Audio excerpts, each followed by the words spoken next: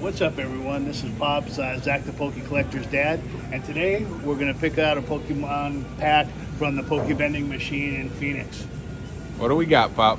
Let's look at here. Let's scroll through here. Oh, here we go. I'm thinking you gotta go 151. 151 is what we're looking for. All right, we got 2 packs. He's speed opening. Whoa! Go card. Go card for the people. They're upside down.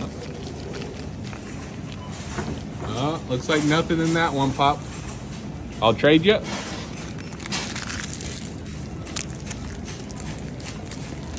Okay, come on, Pop. Pull us a God pack.